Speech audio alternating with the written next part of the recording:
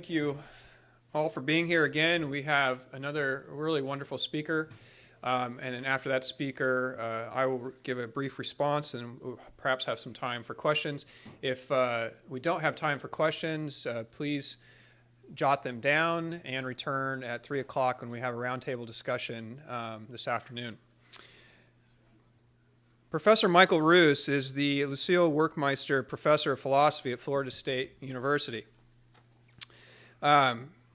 He is the author of many books on history, on the history and philosophy of evolutionary biology, including Can a Darwinian Be a Christian? And The Monad to Man, the Concept of Progress in Evolutionary Biology. But perhaps, as Dr. Numbers mentioned last night, he is perhaps the most important philosopher in the last 50 years of American history for one very important reason. If you're like me and went to a public high school and learned evolution, you have perhaps one man to thank, and that is Professor Ruse, who in the early 80s was the key witness in a trial that convinced one judge in particular, and then convinced most of America afterwards, at least the legal system of America, I guess I should say more carefully, that evolution should be taught in the public schools. And so in many ways, I am thankful for my science education to Dr. Ruse, and for those of you who went to public schools, perhaps you should thank him as well. Please welcome Dr. Michael Ruse.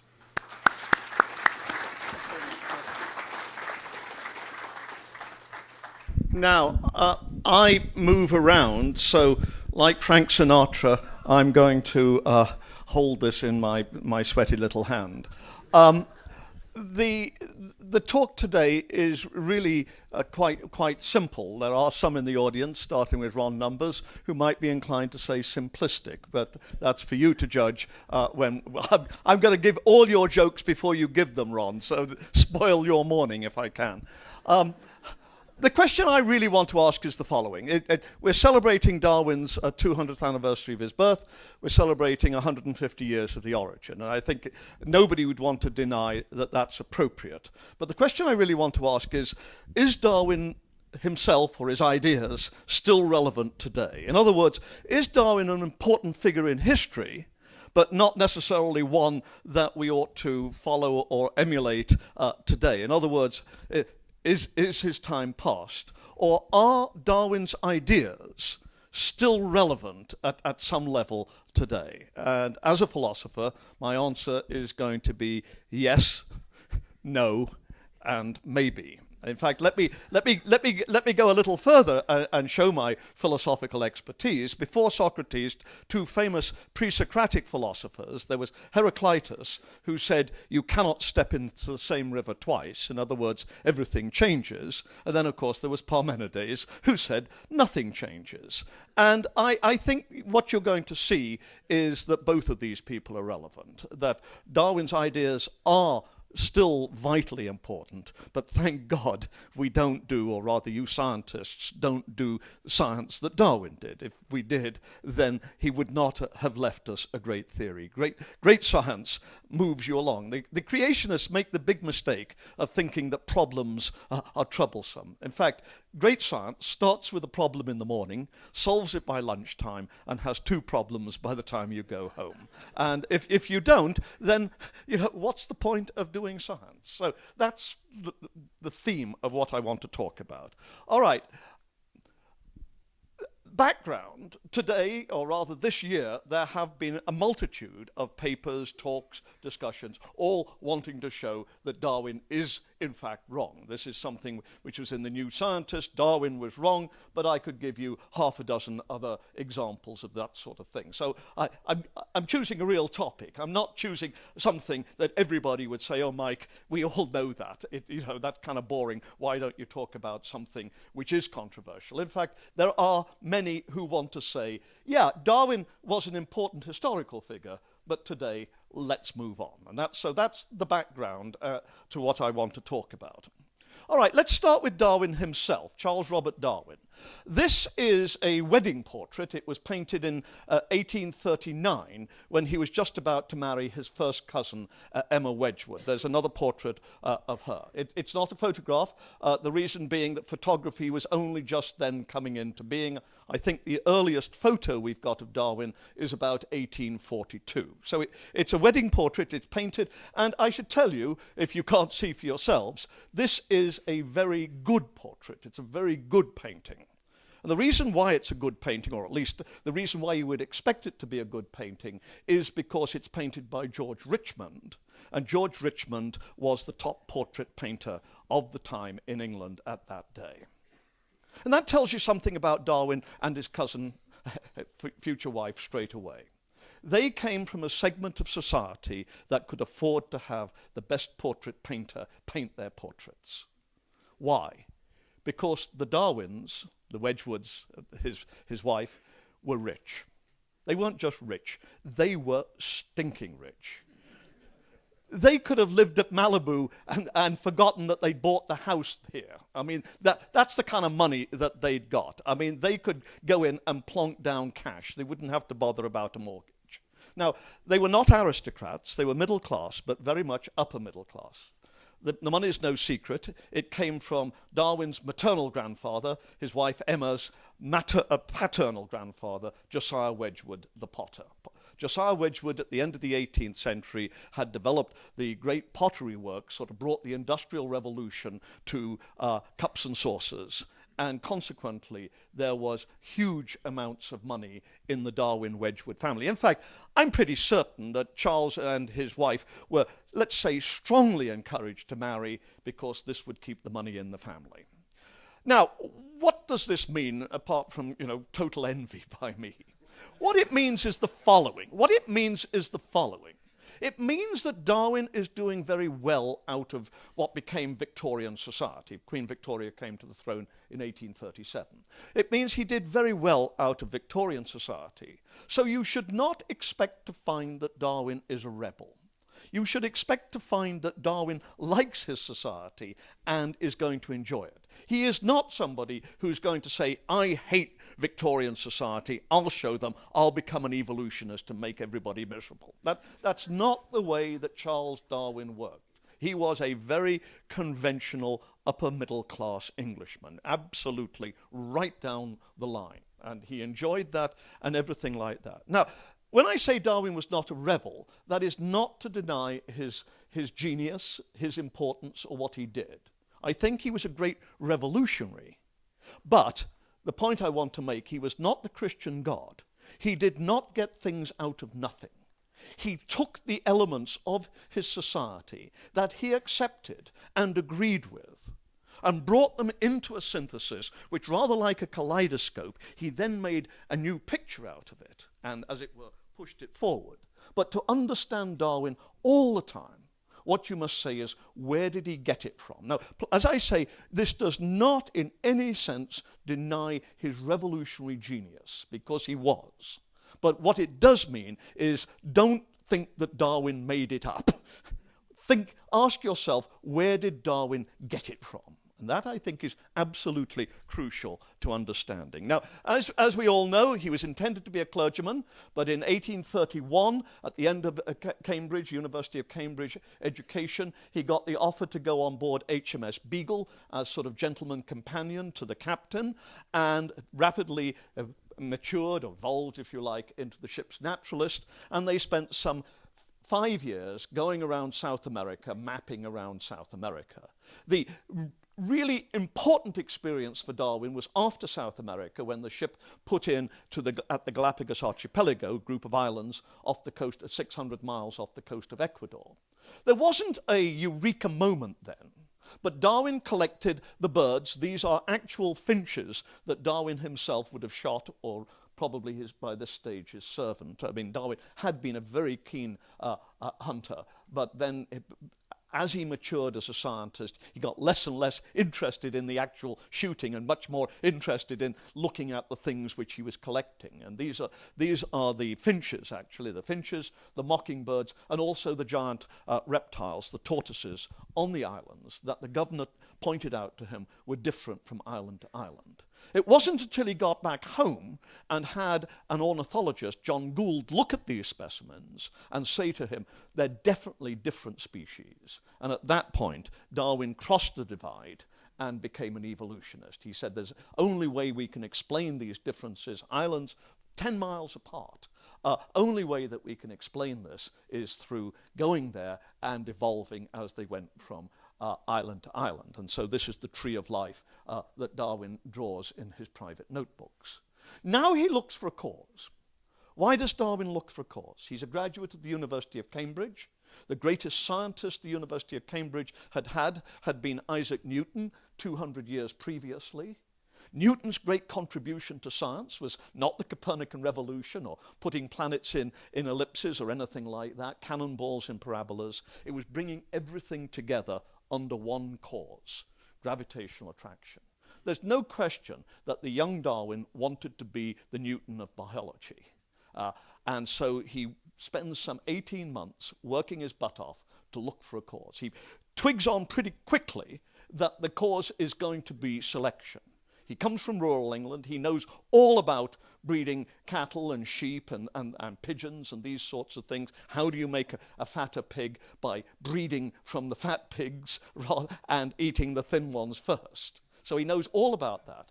Question is, how does one get this to work in the wild? End of September 1838, he reads an essay by the Reverend Thomas Robert Malthus, who says there's more organisms are born. Malthus is talking about humans, but Darwin generalizes it to the whole living world. Incidentally, generalizing it and following Benjamin Franklin in the 18th century, who'd pointed this out, as Malthus notes. And there's more organisms born than can survive and reproduce. Only a few will get through, but most importantly, getting through is going to be a function of the differences that the successful have over the non-successful. And over time, this will lead to change through a natural form of selection, but most particularly to change in a particular direction, namely in the direction of organisms being as if designed, having characteristics which are adaptive, which help in the struggle for existence, struggle for reproduction, like the hand and the eye.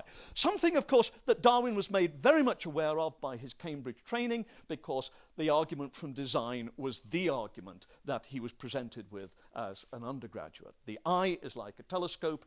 Telescopes have telescope makers. Therefore, the eye must have an eye maker, namely the great optician in the sky. I think right through this time, Darwin accepts the great optician. I mean, it's not until the end of his life that he becomes an agnostic. Right through this time, he accepts the great optician, but the great optician must work through unbroken law rather than by hand. And I'm showing you now actually a painting of one of the species of Darwin's finches. They were not called Darwin's finches in those days, you understand. He did not, in fact, this is my trouble, I've been lecturing to undergraduates for far too long, but I have to point out to my undergraduates, he did not go to the Galapagos and say, Darwin's finches, I've always wanted to find them. But, Ron, piece of information that you probably didn't know. These actually were painted by the ship's naturalist, and of course, the wonderful thing is, look at the size of the beaks on these finches. Other finches have very fine beaks. The reason for these beaks are they're an adaptation for eating cactus and nuts. Some of the finches have fine beaks because they are insectivorous, and so on and so forth. So it's change, but change in the direction of adaptive advantage. Now, for reasons that we're still not quite sure about, Darwin doesn't publish his ideas in 1838 when he's got them.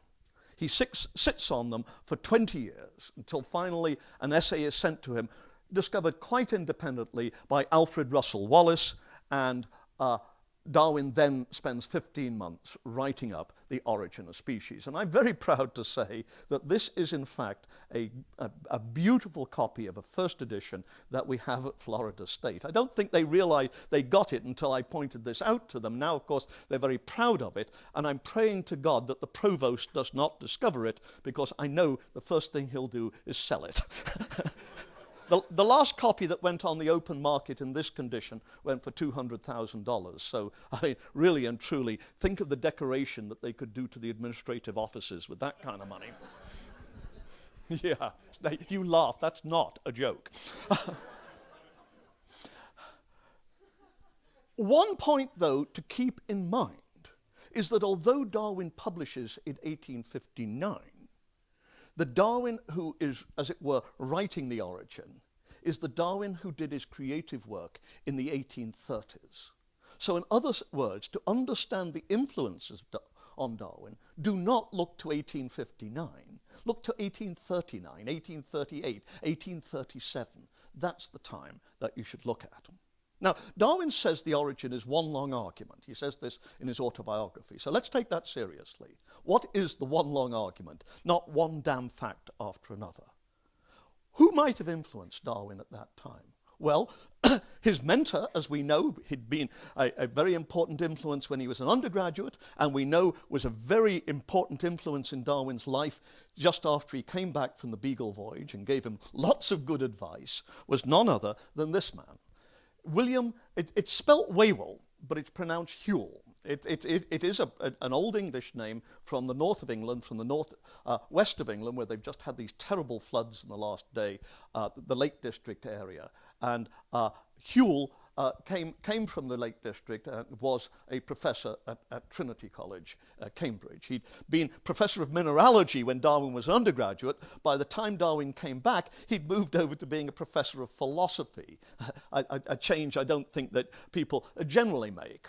But Whewell was one of those people who was trying to establish the sort of position of a scientist in British society, if you like, professionalized science. This had been done in Germany, it had been done in France, but it hadn't been done in England. And Whewell was one of the people trying to do this. And in order to do this, Whewell was writing massive works on history and philosophy of science, which were articulating the nature of science, and particularly trying to establish the conditions for what is good science. And the young Darwin is soaking all of this up incredibly. Now, as it happens, in the 1830s, there was a particularly interesting problem which was going on. And this was the wave theory of light. Now, Whewell, like everybody said, of course, the best science is going to be Newtonian science. Of course it is. And Newtonian science is causal science, what Newton called a true cause, vera causae, true causes. But Newton was rather fuzzy about what that means.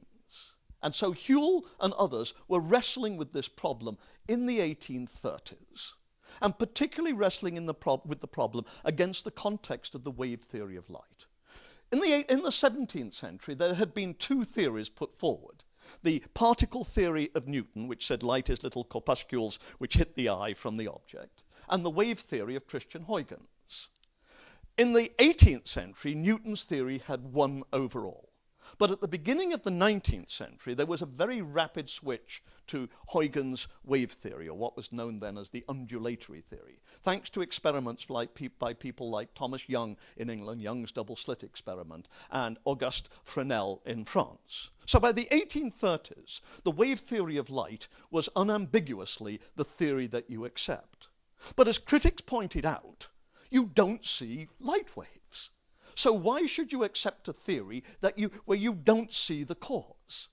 And this was the problem that Whewell and others were addressing. And Whewell basically said, time and again, we don't see causes, but we work indirectly, by the clues. We infer what Peirce was to call abduction. We work backwards, as it were, to the cause. I mean, very much like, if I can use my own example, it would be like if we walked into this room and, let us say, your provost was lying dead on the floor or something like that. you know. So we send, we send for the acknowledged, expert. In Canada, it would be, Jones of the Mounties. Here, I don't know who you send for, but let's say you send for Detective Inspector Numbers, and he comes in and looks at the body and asks questions and goes all around. And finally, where are you, Ed? I don't want to exclude Ed from it. He turns to Ed and says, Ed Larson, I accuse you of the murder of the provost. And we say, but nobody saw him do it. Why should you accuse Ed Larson? And Detective Inspector Numbers says, well, look, let's look at the thing. First of all, this man was clearly stabbed by somebody who was left-handed. It turns out that Larson is, in fact, a lefty, just like our president. If I wanted to stab somebody, I'd be jab, jab, jab, jab, jab. I wouldn't know how to do it. But it turns out that the provost was killed very skillfully. When he was a young man, before he became an eminent professor, it turns out that Larson was part of the Green Rangers and worked with John Wayne in Vietnam and learnt to kill somebody with his eyes closed, skillfully and that sort of thing. Turns out that the provost has just discovered that Larson's main book was, in fact, cribbed from, who was it cribbed from? Ronald Numbers or Duane T. Gish. But in fact, he won the Pulitzer Prize under false pretenses and is about to be exposed. So what you've got is Larson did it, clues, method, broken alibi, motive, bloodstains, DNA evidence, all explained by Larson done it, conversely pointing up to Larson's guilt. It's a circular argument, but it's not viciously circular, it's a feedback argument. And Whewell says that's just the way we work in science. Wave's done it. Now we can explain the interference patterns, let us say, of Young's double slit experiment. Conversely, the interference patterns point to Wave's done it. Now, the young Darwin is listening like hell because he's got a theory with a cause that nobody's going to see. Darwin, one of the interesting things is Darwin never ever thought that selection could work that quickly. He never ever thought what we know today, that in fact you can get natural selection working and actually see changes going on. Never thought in those terms. So it was always going to be a mechanism that you just don't see. Evolution through natural selection in the past. So it's identical to the wave theory situation. And what Darwin is going to do in the origin is go through the organic world, the world of the life sciences, looking in the different areas, instinct, paleontology, geographical distribution, and so forth, looking for clues, and conversely, arguing that the clues point to the truth of his hypothesis of evolution through natural selection. Fascinatingly, whenever Darwin is challenged after The Origin is published about his methodology, people say you can't prove something you don't see. What does Darwin always say? We accept this in the wave theory of light. Why shouldn't we accept it in my case? The Darwin of the 1830s is always the man that you've got to think about. So run very quickly through The Origin,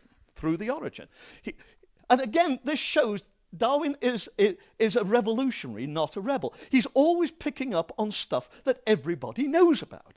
Everybody in rural England kept bees. And so they all knew about the honeycomb, all knew about this fascinating fact that the honeycomb has a hexagonal comb like that. Why? Well, Darwin, in fact, gets people to help him on the math and shows that having the hexagonal form is the most efficient use of the wax and the strongest. In other words, it's what Richard Dawkins was to call an extended phenotype. It's just as much an adaptation as the wings of the bee. So Darwin says, I can explain this through evolution through natural selection. Conversely, this points to the truth of my hypothesis.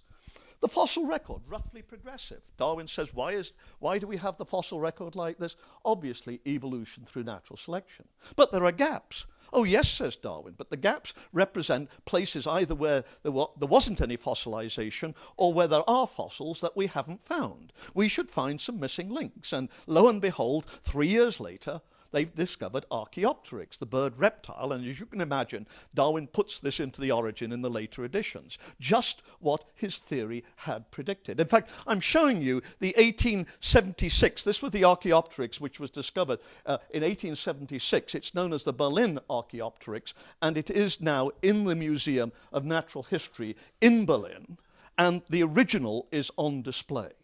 And if you haven't, to see it is a wonderful experience. It is as beautiful and exquisite as a Vermeer. I mean, it is small, it is framed, the lighting is terrific, and to see it is a real. I mean, frankly, I felt like I'd seen a piece of the true cross. I've never been quite so thrilled in my whole life as when I saw this 2 or 3 weeks ago. So again, evolution through natural selection explains, conversely confirms. The Galapagos archipelago that was so important to Darwin. Why are the tortoises from island to island, why are the tortoises from island to island so different, and yet the islands are so close? Evolution through natural selection. Again, not something that Darwin had discovered. He was told this fact by the governor.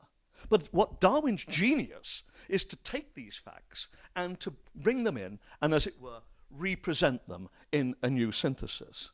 Homology, the isomorphisms between the forelimbs of vertebrates, although the function is so very different. Something that Aristotle talked about 2.5 millennia before.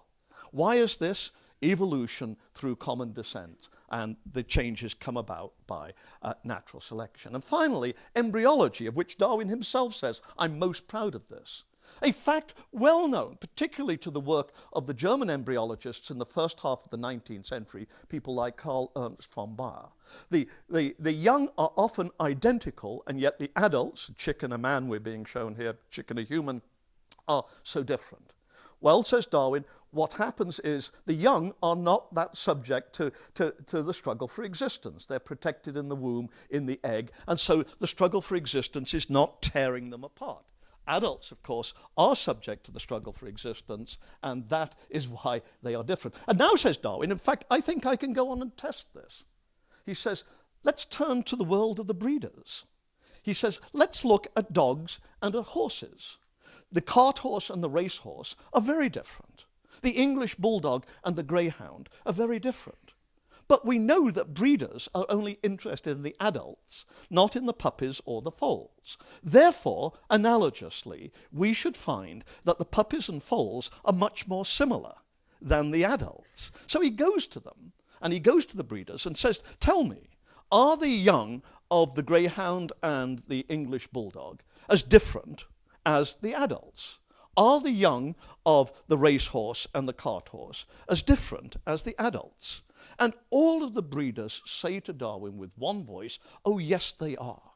Now, of course, you can tell differences right from the beginning, but the question Darwin is asking is, are the differences as great? And Darwin says, that's very interesting. It just so happens I've got a ruler with me. Do you mind if I measure? And he does, and of course what he finds is that the puppies are very much more similar, and that the foals are very much more similar. Perfect confirmation of his theory of evolution through natural selection. So this is one long argument. Now, what happens when Darwin publishes? Well, we all know that if you're going to be a great scientist, if you're going to get on the postage stamp, that what you need is a new paradigm. To be a paradigm maker is what Thomas Kuhn told us in 1962, the mark of really great science. Did Darwin provide us with a new paradigm? Well, part of the trouble is paradigms have entered, as it were, the general discussion. But part of the problem is nobody's quite sure what exactly is a paradigm. We all know that paradigms are good things, but what exactly is a paradigm? Well, one thing we know is the psychological thing. You know, I was blind and now I see. It's the whole feeling of suddenly, whoomp, oh my goodness, I got it completely wrong. Now, as it were, I see that the duck is really a rabbit. Now I see that we've got a new paradigm. In fact, on the web, I found this picture of 3 men undergoing a paradigm shift. This is what you get with a paradigm. In fact, I am cheating, I should say, and this ties in with Ron's talk earlier today. These are 3 young men who believed that Dawkins was right and have suddenly found Jesus. Did people react that way after the origin? The answer is yes, in one respect they did. When evolution came along, almost immediately everybody said, Darwin's right.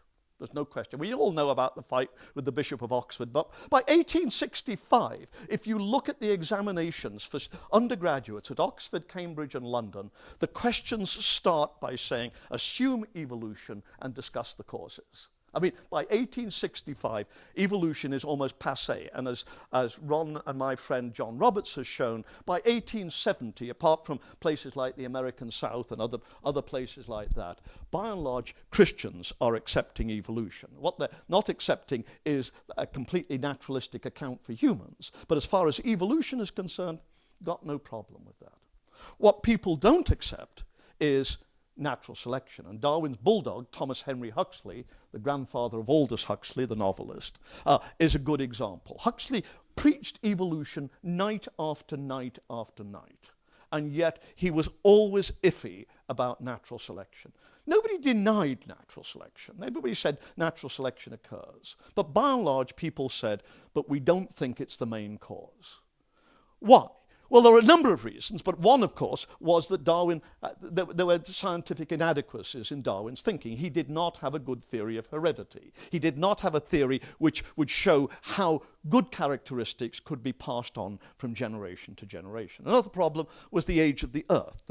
The physicists did not know about the warming effects of radioactive decay, and so consequently they put the age of the Earth down to about 100 million years, and in fact they thought the cooling effect, it would only be temperate enough for organisms about 25 million years ago. And remember, Darwin thinks of evolution as a very, very slow process. It just didn't seem that there was going to be time for natural selection to do its work. So people rejected natural selection and spent much more time looking at phylogenies. And particularly, of course, this was stimulated by the great discoveries of fossils in the American West. And so this is Huxley's diagram that he gave on his American lectures of the evolution of the horse from Eohippus on 5 toes up to the modern horse on 1 toe. And museums were stuffed with these wonderful, huge reptiles. This, I think, might in fact be the first picture that we've got of Stegosaurus, that funny brute with the diagonal plates all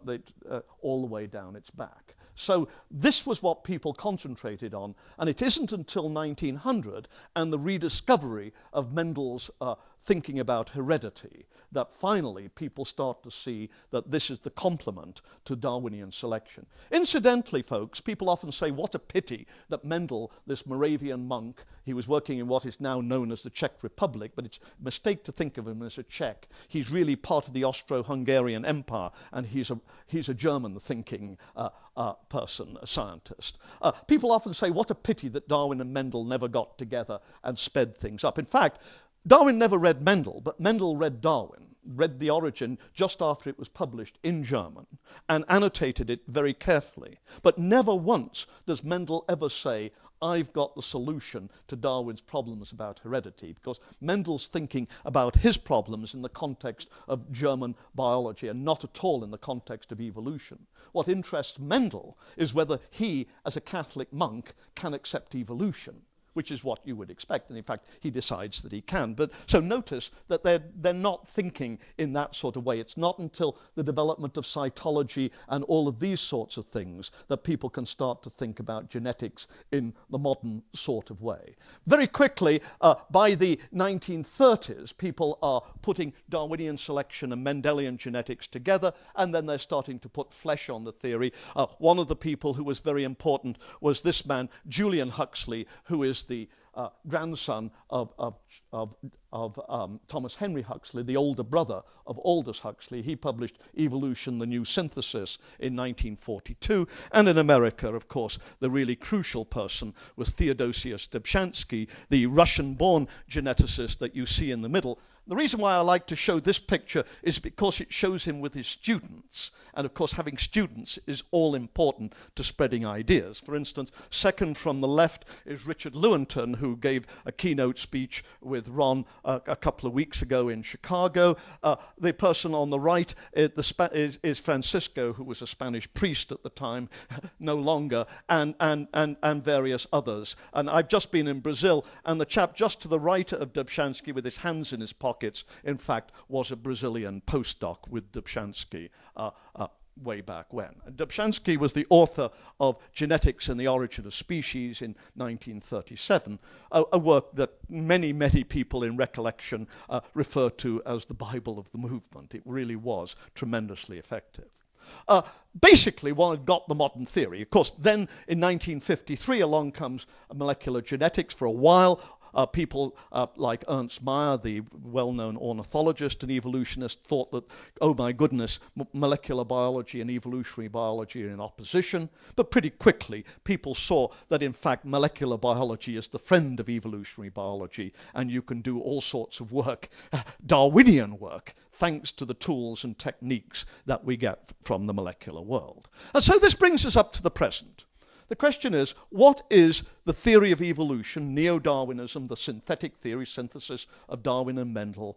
What is the theory? Well, I've in fact, just been reviewing Richard Dawkins' latest book, The Greatest Show on Earth. He doesn't talk about Whewell, he doesn't talk about methodology in that way, but the whole theme of the book is we have the hypothesis of evolution through natural selection. It's not important that we might not see it actually in action, because it can explain right through the whole gamut of evolutionary biology. In other words, what I want to say is, in fact, for once I think Dawkins is fairly representing the thinking of Darwinians on this subject. If you look at the textbooks, it's exactly the same. What they all say is, assume evolution through natural selection, and then, folks, we're off with a gallop through the whole gamut of the life sciences, showing how this can explain, and conversely, how this justifies the hypothesis.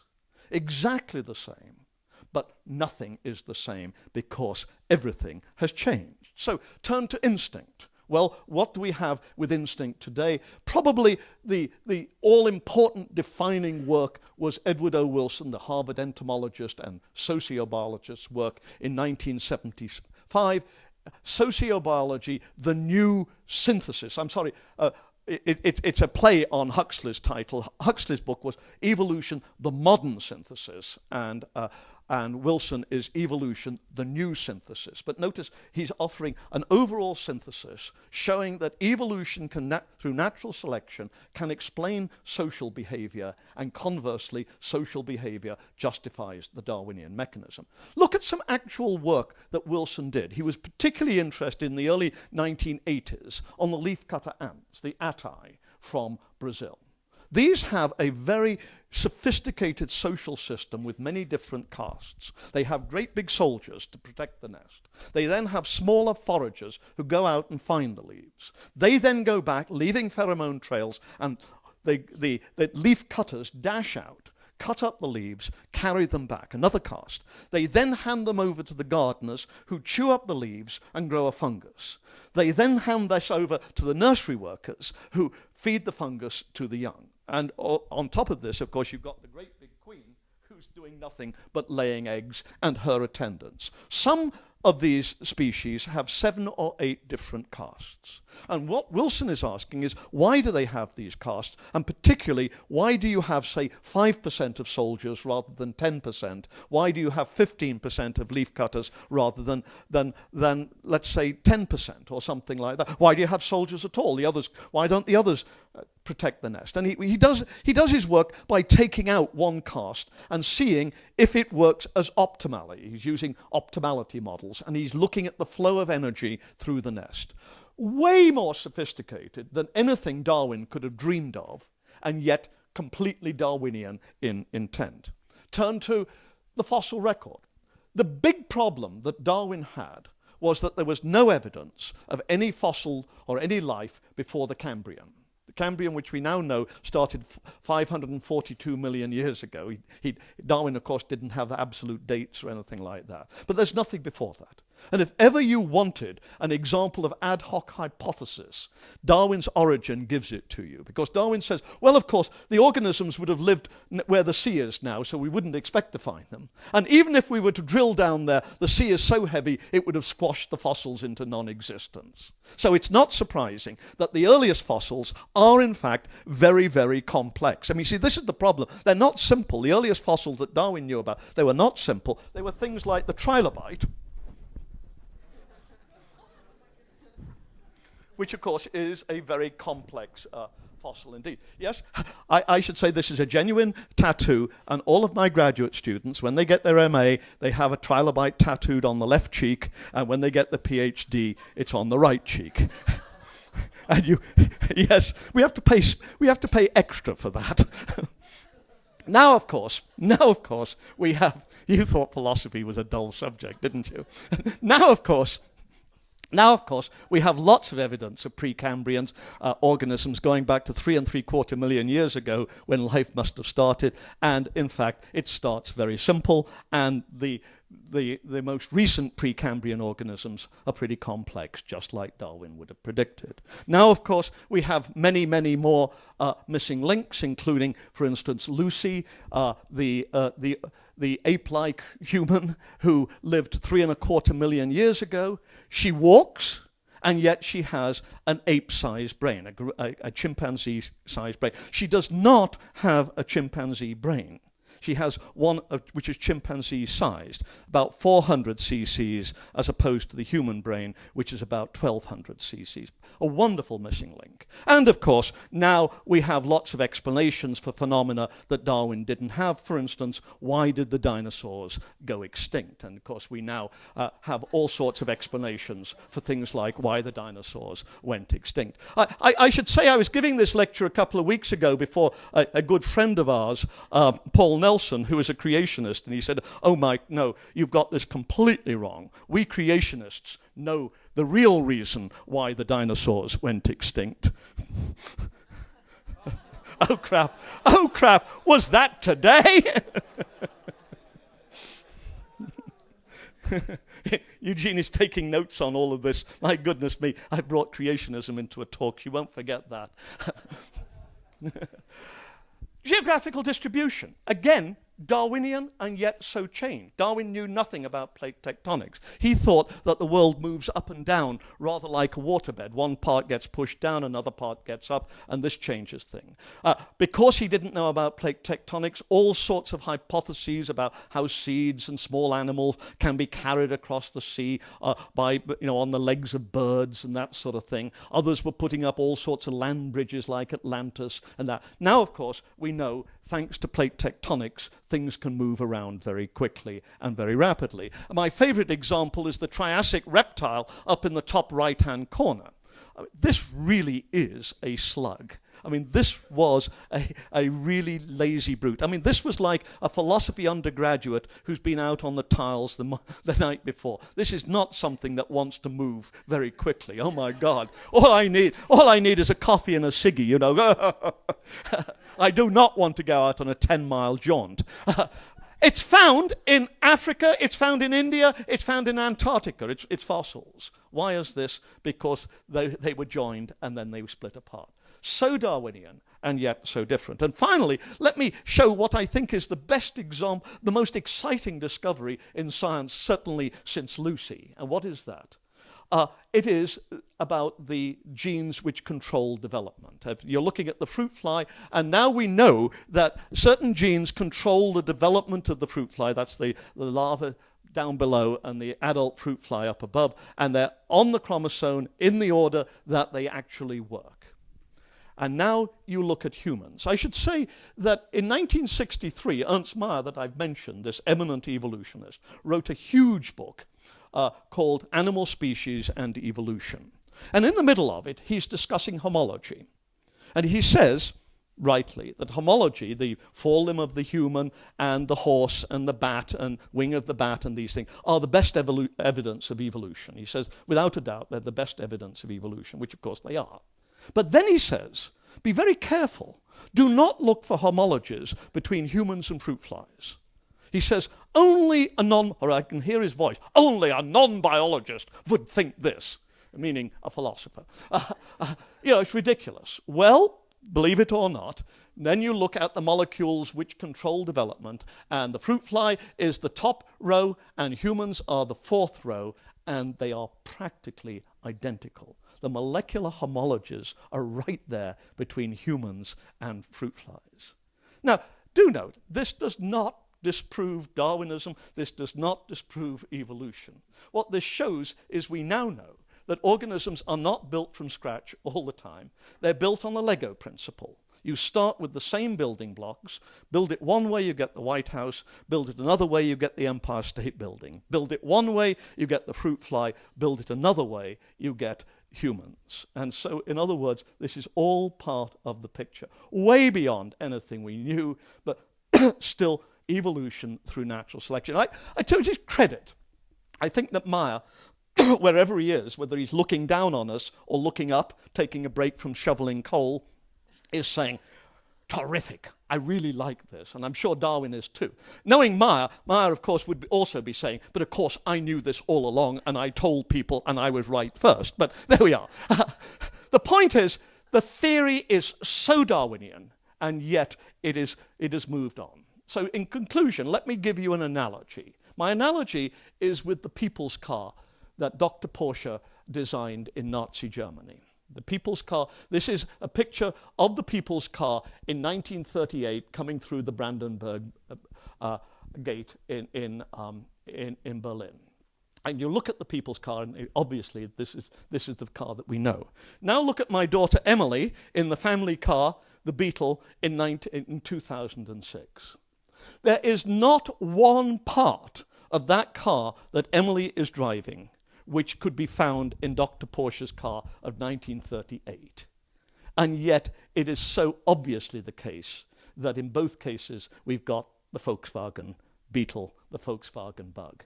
It has moved on, it has changed, it has developed, but it is exactly the same car.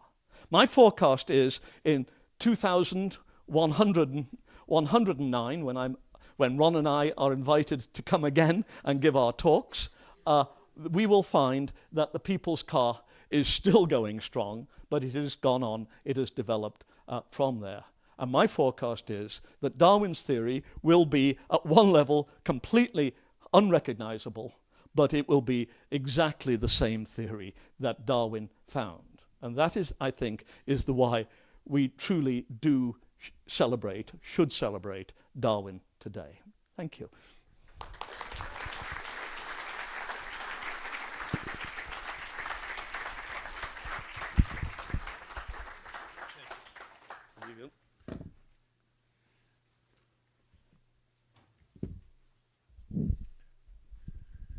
That's a tough act to follow. I'm not quite that funny, nor do I have a very educationally approving accent. I don't know how to turn this off. Well, just do this. Actually, would have probably helped. We don't have a first edition of Darwin, but I just want to make mention that we do have, I think it's the 7th edition of Darwin in the back from 1896. It's in the display case in the back that is on display today and tomorrow and then through next week in the library. Some of my comments will be from a paper that Dr. Ruse sent to me earlier, and so I will try to make sense of it in light of some of the things that are in here and some of the things that are not. But first I want to thank Professor Ruse very much for his thoughts. I think you have successfully demonstrated that even though we're 150 years past Darwin's original theory, we see that the theory has great, extraordinary power to explain the phenomenon that we see in this wonderful world that we call Earth. As I consider this power to explain the wonderful world of biological complexity I see around me, I am reminded of someone in my field of theology and science who might shed additional light on the effectiveness of evolutionary theory. Ian Barber suggests that we assess theories by the following 4 criteria: agreement with the data, coherence, scope, and fertility. Agreement with the data is the most important criterion, and there is no doubt that the theory of evolution fits quite well with the data. From homologous structures, as Dr. Ruse has mentioned, to cytochrome C comparisons in the protein evolution, to the volume of intermediate species in the fossil record, there seems very little doubt that Christians, in particular, can say evolution, or very little doubt that Christians can say with a great deal of confidence that evolution is the most plausible explanation for how God created biological life.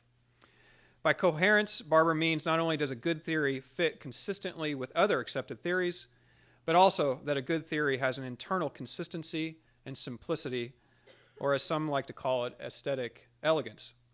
For example, as I have argued elsewhere, intelligence design's theory's lack of internal coherence is actually a significant strike against it as a viable theory that either complements or replaces evolution. There are just far too many ad hoc hypotheses. Conversely, evolution's consistency and simplicity forces us to consider the truthfulness of its claims, I think, much more seriously. Third, its theory's scope has to do with its abilities to make sense of previously disparate data or concept. And as any biologist, or at least significant, relevant biologist will tell you, evolution makes sense of other biological subdisciplines in ways that no other theory can or does. And finally, we judge successful theories by their fertility, which roughly means that their ability to not only be useful to explain current data, but to explain future discoveries is very, very important to contemporary scientists. And as we have seen over the last 150 years, the basic framework of Darwin's theory continues to prove the uncanny ability to incorporate and interpret newly discovered features of this planet, like newly discovered fossils that we've had just in the last few years. Theories, of course, do not appear out of thin air. They are built upon an arrangement of explanatory metaphors, models, and analogies. For example, if Barber were here, he would remind us that the Bohr model of the atom, wherein Bohr imagined electrons revolving in orbits around a central nucleus, is much in the same way that the planets in our solar system revolve around the sun. And this is part where Dr. Ruse was off in the sense of his PowerPoint did not match exactly the paper. What he mentions in his paper is that the selfish gene model or metaphor has been used in the last few decades prominently as one of the dominant models and or metaphors in evolutionary theory. In particular, the selfish gene metaphor has been used to give explanatory evolutionary explanations for organismal behavior from the very simple to the very complex. Very complex being something like the social insects we saw in the ants, to something like kin or transkin altruism that we see perhaps in Africa. For the rest of our time together, let's assume that American biologist Michael Ruse, who actually Dr. Ruse mentions in his article, is onto something very important. Namely, similar to when physicists ran into problems in the beginning of the 20th century when classical Newtonian mechanics was unable to explain the subatomic world, which eventually led to the very important complementary theory we call quantum mechanics, so too is biology starting to consider whether or not some of its dominant metaphors are sufficient to explain the rich biological complexity that we see here on Earth. For example, this biologist, Michael Ruse, suggests that perhaps the tree or even the bush metaphor that has been used to explain evolution for the last 150 years or so is perhaps far too facile. I want us to consider as well whether or not perhaps the selfish gene is either overly simplistic or perhaps in need of a complementary metaphor, in a way analogous to physics needing both classical and quantum mechanics. The interesting question for me, at least, is where do we turn for insight into new metaphors, analogies, and models that are needed to stimulate a potentially more robust understanding of biology? So in the final piece of my response, I want to suggest that Christian theology might be actually able to provide the imagination needed for new metaphors, models, or analogies. Switching now to a student, so to speak, of Ian Barber's, Robert John Russell, he argues that there are 8 different ways that theology and science might relate to each other in what he calls creative mutual interaction. For the purposes of today, I want to briefly describe the 3 ways Russell contends that theology might actually impact science. First, theology might provide actual philosophical assumptions that inform the scientific method. For example, the Christian doctrine of creation from nothing provided the insight that the universe is contingent rather than necessary, which, coupled with the Greek notion of the rationality of the universe, allowed for the development of empirical scientific methodology that we find so prevalent today and so powerful today. Second, theology provides the imagination, if you will, to stimulate metaphor, model, and analogy formation. For example, Schrödinger turned to vendetta, Einstein to Spinoza, and Bohr to Kierkegaard. Third, and perhaps most provocatively for those scientists and science majors in the room, Russell maintains that theology might actually lead to what he calls selection rules within the criteria of theory choice, particularly when the data does not lead to a singular direction or selection. For example, if one believes that the Imago Dei includes a libertarian sense of free will and the possibility of enacting bodily choices, then we might prefer quantum mechanics to classical mechanics, since quantum mechanics is compatible with indeterministic interpretations. But for today, I want to focus briefly on the second pathway and perhaps start a conversation not only with Dr. Ruse, but with perhaps the greater Pepperdine community. So let's, for the final minutes, suggest that theology has a role in creating new metaphors, models, and analogy. One of the dominant metaphors of evolution is, of course, the selfish gene, perhaps made most famous by Richard Dawkins. Now, let me be clear. I'm not saying that I want to throw this metaphor out because it obviously has been extraordinarily helpful in constructing evolutionary theory. However, if Rose is right and we are really on the verge of a sea change in biology, then we need to ask whether this metaphor is all there is to describe what we see in the world, or are there other appropriate metaphors that are in fact needed to complement the selfish gene? In order to do that, I need to lay out briefly one such Christian theological doctrine that might actually help inspire new scientific thinking. There is much to the Christian doctrine of the Trinity, as it not only attempts to speak about the particular communitarian relationship between the Father, Son, and Holy Spirit, but also to the united activity of God that is involved with creating, sustaining, and directing the universe. Long story short, the Trinitarian life of God is one that is characterized in the sharing of selfless love between the Father, the Son, and the Spirit.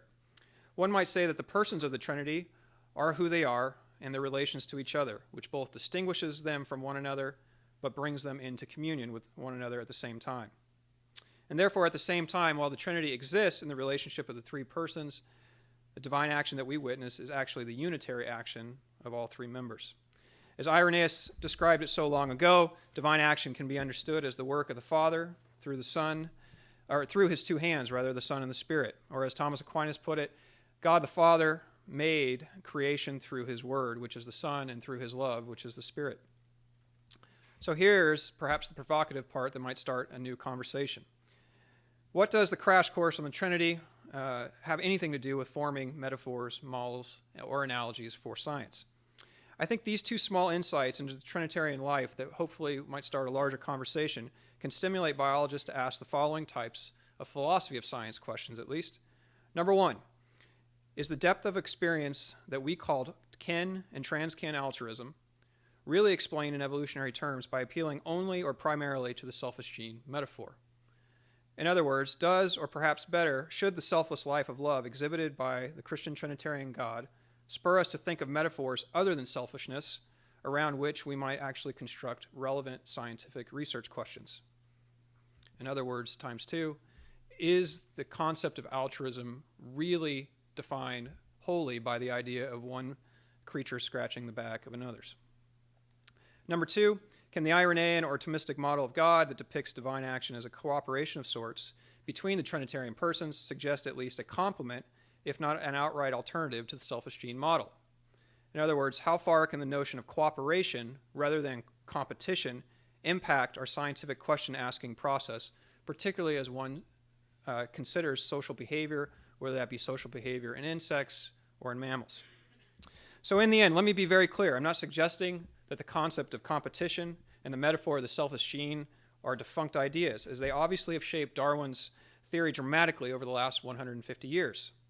All I'm suggesting is that if biologists like Rose are correct, and biology is really more complex than Darwin previously thought, then it is time to construct new metaphors, new analogies, and new models to guide us into thinking even more robustly about what Darwin once called the laws impressed on matter by their creator, or the plan of creation, as he put it, that we see in the world around us. Thank you very much. Dr. Ruse, would you like to take a few questions? Yes. First of all, before I take any questions, let me just pick up on a couple of things that Chris said, which I think are very interesting. I'm particularly interested, Chris, that you picked up on the selfish gene issue. That a big debate in biology today is about how does natural selection work. We know that natural selection doesn't always mean that organisms kill each other, that there can be a lot of what biologists call altruism. Organisms can help each other.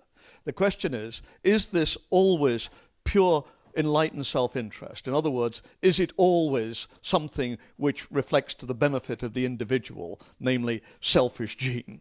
Or can it sometimes work directly for the benefit of the group, even though the individual suffers? And this is a big issue today. Interestingly, Darwin himself was very interested in this particular topic because he was very interested in instinct and the social insects. And in the 1860s, after The Origin was published, he and Alfred Russel Wallace, the co-discoverer, had quite a debate about this. Darwin tended to be a selfish gene type.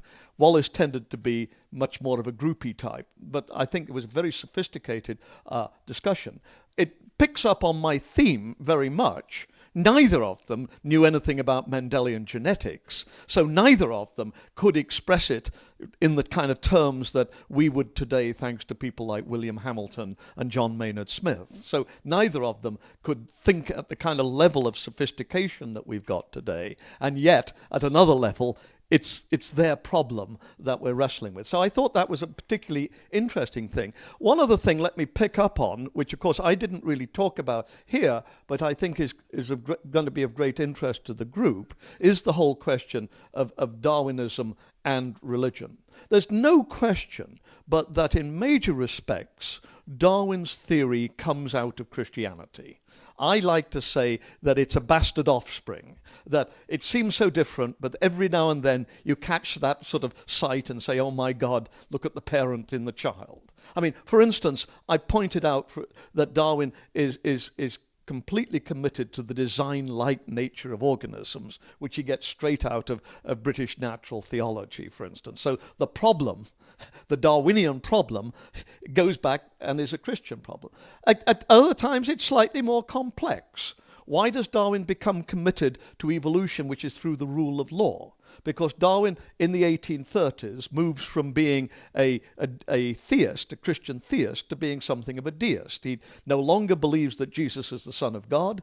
He does, however, believe in God, and he believes that God works through unbroken law. So for Darwin, evolution is proof of his theology rather than a refutation, because he's dropped the whole question of miracles. So at that level, there's no question but that Darwinism is, at some level, comes out of a lot of religion, not only, but a lot of religious thinking. I think the interesting question is, where are we today? And I mean, I would want to agree with somebody like Eugenie Scott that at some level, Darwinism is no longer, in any sense, a religious theory. It's a scientific theory. However, I'm very conscious of the fact that Darwinism, as Ron pointed out this morning, you can't leave the discussion at that point. You've got to recognize, nevertheless, that for many people, Darwinism is a deep threat, and they take it to be opposed to their religion. So these are things of the same kind. We're not talking about things of different categories, if you like. We're not talking about Tuesday and tiredness. You know, we're talking about monogamy versus polygamy or something like that. In other words, we're talking about things of the same kind.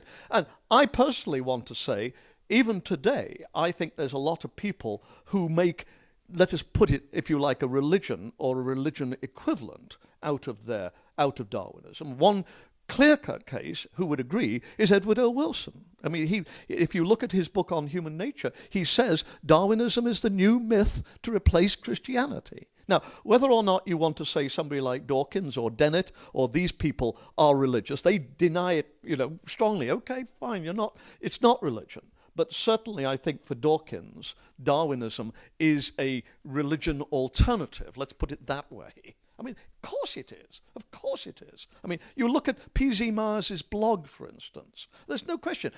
Half the time he's yelling about Christianity, half the time he's promoting Darwinism. Now, don't tell me there's no connection here. You know? So very stimulating comments that you made, Chris. We have a couple of minutes, just a question or two. Don? Are you just stretching, or are you asking a question? Why don't you stand up and ask? Okay. All right. I'm not a Darwin scholar, so don't assume that I know what I'm asking. That never stopped anybody from opening their mouth. Okay? I seek information here. When we talk about Darwin with students, we always have them read some Paley. I always have them read William Paley in the sort of classic argument from design, finding the watch on the heath, that kind of thing. Okay? And what's striking is in the discussions how much we come to the view that Darwin has a completely different conception. It's not a teleological conception. Okay? And yet Darwin says that he loved Paley. He read Paley when he was young. He was fascinated by it. He was interested. So I'm wondering how you see the relation between Paley and Darwin, where they seem to be going in completely different directions, and yet somehow Darwin clearly was very much influenced. I mean, that's a fascinating question, and I'm glad we've got 2.5 hours to answer that before we get back. I mean, the fact is, at one level, you're quite right. Darwin is not a teleologist. Darwin wants to take ends of that kind out of science. And after the Origin, when people like his American supporter Asa Gray still wanted them in science, Darwin is really quite cold-blooded about this. He says this isn't science. I mean, Darwin is completely committed to, if you like, a naturalistic... But by the way, I noticed that you're left-handed. Maybe we've been unfair to Ed about the killing of the dean. Okay. So there's no question that at one level, Darwin is completely cold-blooded about this. He really does not want mystical forces or God or anything like that in his science. On the other hand, and I mean, this is something that we philosophers argue about non-stop, there's no question, and this picks up on what Chris was saying about metaphors, that the metaphor of design is a vital component of biology, I would say right up to the present, in a way that it isn't in the physical sciences. You can't, I mean, what is the purpose of the moon? Well, it's to light the way home for drunken philosophers. Well, yeah, but that's a joke. Well, it's not really, but you know what I mean. Whereas, what is the purpose of those plates on the back of Stegosaurus is a perfectly good answer, and a lot of time has been spent. Is it for defense? Is it sexual selection? Or, as we think today, is it for heating and cooling? So, I mean, those are questions which are perfectly legitimate in biology. And I would say they're legitimate because Darwin legitimatized them, if you like. He said, yeah, we can ask those sorts of questions. What we can't do is cast them in religious terms. Not because we're not religious, because it's not appropriate, and this, of course, is what Ron has been saying earlier, because it's not appropriate in science. That's not the way we do science anymore. And he learned that from Whewell. Whewell was quite, Whewell always believed, he always rejected evolution. He was always, if you like, a creationist. And he wasn't a young earth creationist or anything like that. But Whewell is explicit. He says, but biology says nothing, science says nothing, it points upwards. That is not a scientific claim. What Darwin legitimized, though, was that if you like, the questions. What is the purpose of? Darwin said, yeah, that's a perfectly good question. What we must not do is say mystical forces or God or something like that, because that's not appropriate in the sciences. But I could go on. It's a really interesting question that you're asking. We have a question back here in the back. Please speak up. Not so much a question, but just a comment. You're making the analysis between quantum mechanics and classical physics. I believe there's a principle, the correspondence principle, that says that new theories always need to revert back to classical physics. The similarity I see here is that you have theology, Darwinism, or the theory from Darwin is just to explain, like quantum mechanics explain things that classical physics could not. Darwinism came to explain, these observational pieces of evidence that, theology maybe could not. So those are the parallels I see between, you were saying, quantum and classical as opposed to Darwinism and theology. Yeah, well, before we even get to Darwinism and theology, and let's leave that because of the time thing, it is fascinating to bring up quantum mechanics or even statistical thinking. And Charles Sanders Peirce, in the second half, The Great American Pragmatist, picked up on this. And he said, notice how Darwin's theory is a statistical theory.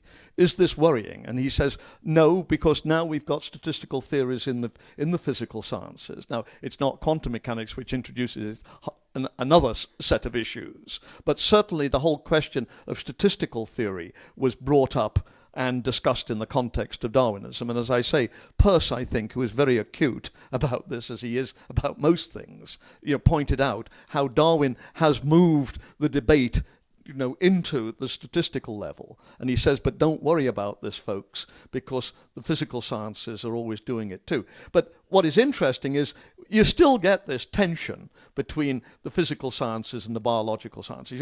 They say that, every biologist suffers from physics envy.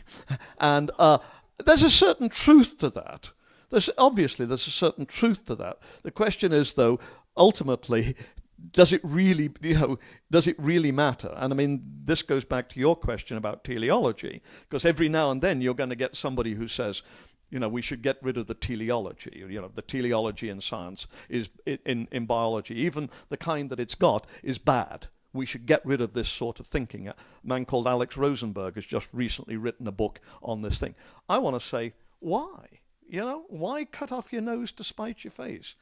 I think it's a perfectly legitimate and good way of doing science to look at that Stegosaurus and say, why did it have those plates on the back? It seems to me a perfectly legitimate question, and it's certainly tough science to answer. It's not beyond control. They think it's for heating and cooling. You've got to show that the blood vessels work in this way and all of these things. So it's not just, spinning what Gould called just so stories. It's really tough science. And I say, let's celebrate it. Let me respond to that real quick. I think what I was trying to do was use sort of the analogy of the early 20th century that eventually became known, at least after Einstein, is you need both quantum mechanics and Newtonian mechanics to understand physics. You can't have one or the other. You need both.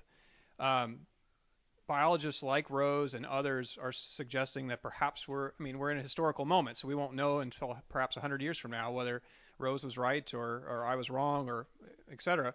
But does biology have problems now in the sense of new questions that are asking that it actually needs a complementary, something like, in a sense, quantum mechanics? Is there something about the biological world that is so incredibly sophisticated that we need to think about systems theory? Do we need to think about game theory? Do we need to think about other mathematical models differently now and bring them to bear on biological organisms? And differently than we did in previous 150 years. And the metaphors, I think, from my field, at least, from theology side, metaphors have helped shape analogies. Metaphors have helped build analogies, which then build theories. Where then will our new metaphors come from? As a Christian, I think what I was trying to do is to say there's some metaphors there that we might ask, is this universe only about competition? Is the metaphor of cooperation, would that help us generate newer research questions? Now, that's not to say that if the research goes out and doesn't work, then that's fine, I'm wrong. But we have certain metaphors that build to analogies that build to theories, and the question is whether we need to investigate new types of metaphors, because metaphors are limiting.